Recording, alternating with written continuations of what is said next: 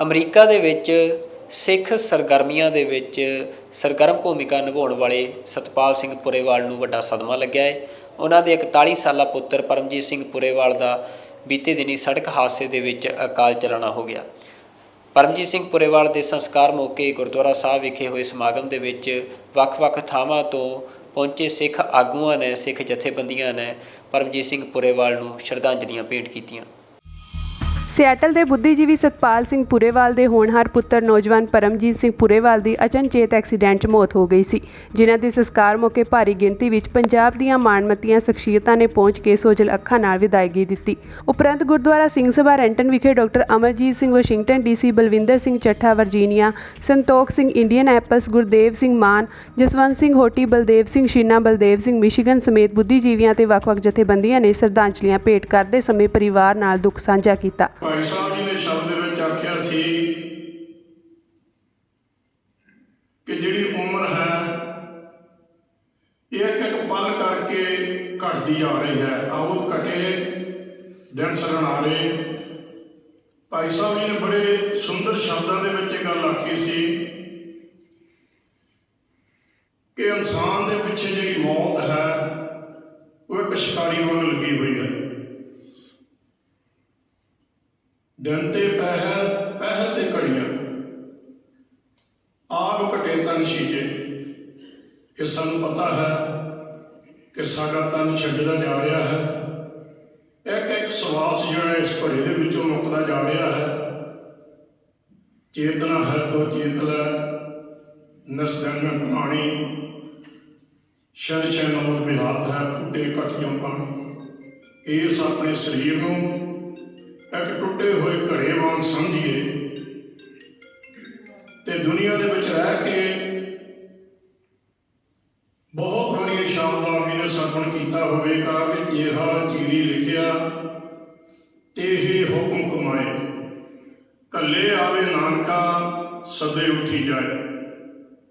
ਜਗ੍ਹਾ ਅਤੇ ਟਾਈਮ ਇਹ ਗੁਰੂ ਸਾਹਿਬ ਨੇ ਨਿਸ਼ਚਿਤ ਕੀਤਾ ਹੋਇਆ ਹੈ ਕਿ ਆਦਮੀ ਨੇ ਪਹਿਲਾਂ ਕਿੱਥੇ ਹੋਣਾ ਹੈ, ਉਹਦੀ ਮੌਤ ਕਿੱਥੇ ਲਿਖੀ ਹੈ, ਸਮਾਂ ਕਦੋਂ ਹੈ। ਵੀਰ ਪਰਮਜੀਤ ਸਿੰਘ ਹੁਣੀ ਪੰਜਾਬ ਵਿੱਚ ਪੈਦਾ ਹੋਏ, ਫਿਰ ਸਿਆਟਲ ਆ ਕੇ ਵੱਡੇ ਹੋਏ, ਪੜ੍ਹੇ ਲਿਖੇ ਤੇ ਜੌਬ ਦੇ ਸਿਲਸਿਲੇ ਵਿੱਚ ਉਹਨਾਂ ਨੂੰ ਨਾਰਥ ਕੈਰੋਲਾਈਨਾ ਮੂੰਹ ਹੋਣਾ ਪਿਆ। ਕਦੀ ਸੋਚਿਆ ਵੀ ਨਹੀਂ ਸੀ ਕਿ ਨਾਰਥ ਕੈਰੋਲਾਈਨਾ ਕੀ ਕਰਨ ਜਾਣਾ ਹੈ, ਲੇਕਿਨ ਉਹ ਗੁਰੂ ਮਹਾਰਾਜ ਨੇ ਜੋ ਜਗ੍ਹਾ ਅਤੇ ਸਮਾਂ ਨਿਸ਼ਚਿਤ ਕੀਤਾ ਹੋਇਆ ਸੀ ਉਹ ਉੱਥੇ ਲੈ ਕੇ ਜਾਂਦਾ ਹੈ ਬੰਦੇ ਨੂੰ। ਇਹ ਆਪਾਂ ਨੂੰ ਭੁਲੇਖਾ ਹੈ,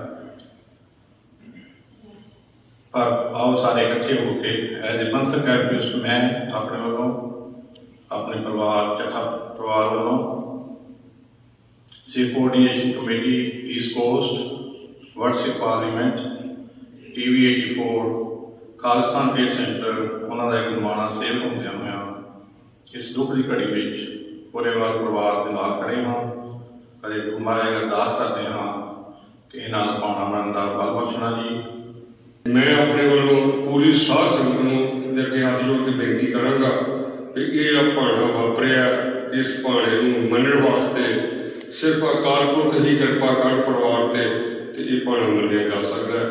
ਅਦਰਵਾਇਜ਼ ਇਹਨੂੰ ਕਹਿਣ ਤੇ ਸਮਝਣ ਵਿੱਚ ਤੇ ਸਹਿਣ ਕਰਨ ਵਿੱਚ ਬਹੁਤ ਫਰਕ ਨਜ਼ਰ ਆਉਂਦਾ ਹੈ। ਜੀਵਨ ਇੱਕ ਰਵਾਨਗੀ ਦਾ ਨਾਮ ਹੈ। ਕੌਣ ਮੁਆ ਰੇ ਕੌਣ ਮੁਆ, ਬ੍ਰਹਮ ਗਿਆਨੀ ਮਿਲ ਕਰੋ ਵਿਚਾਰਾ, ਇਹ ਤੋਂ ਚਲਤ ਭੈ, ਬਹਿਤੀ ਜਾਤ ਕਦੇ ਦ੍ਰਿਸ਼ਟ ਨਾ ਤਾਰਤ। ਜੀਵਨ ਰਵਾਨਗੀ ਹੈ, ਜੀਵਨ ਇੱਕ ਮੌਜ ਹੈ, ਜੀਵਨ ਇੱਕ ਕਾਂਗ ਹੈ ਤੇ ਅਸੀਂ ਸਾਰੇ ਜਿਨ੍ਹਾਂ ਨੂੰ ਅਕਾਲ ਪੁਰਖ ਨੇ ਰਹਿਮਤ ਕਰਕੇ ਇਨਸਾਨੀ ਜੀਵਨ ਬਖਸ਼ਿਆ, ਉਸ ਦੀ ਕੁਦਰਤ ਦੇ ਵਿੱਚ ਇਸ ਸਾਰੀ ਕਾਇਨਾਤ, ਬ੍ਰਹਿਮੰਡ, ਕਾਸਮੋਸ, ਜਿਸ ਦੇ ਉੱਤੇ ਸਾਡੀ ਧਰਤੀ ਇੱਕ ਛੋਟਾ ਜਿਹਾ ਗ੍ਰਹਿ, ਇੱਕ ਛੋਟਾ ਜਿਹਾ ਪਲੈਨਟ ਹੈ, ਤੇ ਇਸ ਵਿੱਚ ਧਰਤੀ ਥਾਪ ਰੱਖੀ ਧਰਮਸਾਲ, ਤੇ ਇਸ ਵਿੱਚ ਜੀ ਜੁਗਤ ਕੇ ਰੰਗ, ਤਿਨ ਕੇ ਨਾਮ ਅਨੇਕ ਅਨੰਤ, ਸਾਰੀ ਕ੍ਰੀਏਸ਼ਨ ਤੇ ਕ੍ਰੀਏਸ਼ਨ ਜਨਮ ਤੇ ਮਰਨ ਦਾ ਨਾਂ ਹੈ। ਮਰਦਾ ਕੁਛ ਨਹੀਂ ਹੈ, ਇੱਕ ਕਨਵਰਸ਼ਨ ਹੈ, ਇੱਕ ਤਬਦੀਲੀ ਹੈ, ਇੱਕ ਫਾਰਮ ਤੋਂ ਦੂਸਰੀ ਫਾਰਮ 'ਚ ਚਲੇ ਜਾਣਾ ਹੈ। ਇਸ ਲਈ ਜਦੋਂ ਅਸੀਂ ਪੰਜ ਭੂਤਕ ਸਰੀਰ ਨੂੰ ਜਿਹੜਾ ਲਫ਼ਜ਼, ਕਿਉਂਕਿ ਗੁਰਬਾਣੀ ਵੀ ਜਿਹੜਾ ਐਂਸ਼ੀਅੰਟ ਥਾਟ ਸੀ ਉਸ ਖਿੱਤੇ ਦੇ ਵਿੱਚ ਕਿ ਆਕਾਸ਼, ਵਾਯੂ, ਅਗਨੀ, ਜਲ, ਪ੍ਰਿਥਵੀ, ਇਹ ਪੰਜ ਤੱਤ ਨੇ ਜਿਨ੍ਹਾਂ ਦੇ ਨਾਲ ਹਿਊਮਨ ਬਾਡੀ ਬਣਦੀ ਹੈ।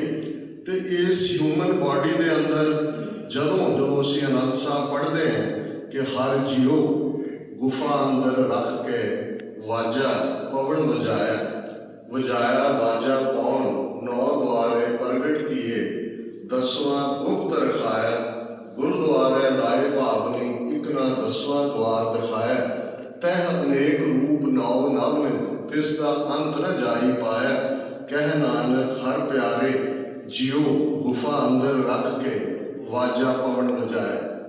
ਹੁਣੇ ਭਾਈ ਸਾਹਿਬ ਨੇ ਗੁਰਮਤਿ ਆਧਾਰਿਤ ਸ਼ਬਦਾਂ 'ਤੇ ਬਹੁਤ ਆਨੰਦਮਈ ਕੀਰਤਨ ਕੀਤਾ।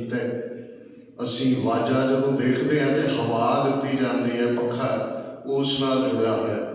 ਤੇ ਗੁਰੂ ਸਾਹਿਬ ਨੇ ਫਰਮਾਇਆ ਕਿ ਜਦੋਂ ਹਵਾ ਦਾ ਵਾਜਾ ਵੱਜਿਆ ਤੇ ਉਸ ਦੇ ਅੰਦਰ ਜ਼ਿੰਦਗੀ ਰੂਮਕੀ, ਜਿਹਨੂੰ ਅਸੀਂ ਹਾਰਟ ਬੀਟ ਕਹਿੰਦੇ ਹਾਂ, ਜ਼ਿੰਦਗੀ ਦੀ ਸ਼ੁਰੂਆਤ ਕਹਿੰਦੇ ਹਾਂ, ਕਨਸੈਪਸ਼ਨ ਤੋਂ ਬਾਅਦ ਹਾਰਟ ਬੀਟ ਨੈਕਸਟ ਲਾਈਫ ਦਾ ਸਾਈਨ ਹੁੰਦਾ ਹੈ। ਤੇ ਇਵੇਂ ਜ਼ਿੰਦਗੀ ਦੀ ਸ਼ੁਰੂਆਤ ਹੁੰਦੀ। ਤੇ ਜਿਉਂ ਹੀ ਇਹ ਵਾਜਾ ਵਜਣੋਂ ਹਟ ਜਾਂਦਾ ਹੈ, ਜਿਵੇਂ ਅਸੀਂ ਇਹ ਪੜ੍ਹਦੇ ਹਾਂ ਕਿ ਹਰ ਜਪੰਦਿਆਂ ਖਿਨ ਢਿਲ ਨਾ ਕੀਚਈ ਮੇਰੀ ਜਿੰਦੜੀਏ, ਮਤ ਕੇ ਜਾਪੈ ਸਭ ਆਵੇ ਕੇ ਨਾ ਆਵੇ ਰਾਮ। ਜਦੋਂ ਇਹ ਵਾਜਾ ਪੁਰਾਤਨ ਕਈ ਕਹਿੰਦੇ ਸੀ ਫੂਕ ਨਿਕਲ ਗਈ, ਫੂਕ ਹੈ, ਇਹ ਹਵਾ ਦਾ ਆਣਾ ਜਾਣਾ। ਪਰ ਗੁਰੂ ਸਾਹਿਬ ਨੇ ਫਰਮਾਇਆ ਕਿ ਜਾਂਦਾ ਕੁਛ ਨਹੀਂ ਹੈ, ਤੱਤਾਂ 'ਚ ਤੱਤ ਵਿਲੀਨ ਹੋ ਜਾਂਦੇ ਨੇ। ਜਿਹੜਾ ਜਿਉ ਧੜਕਾਇਆ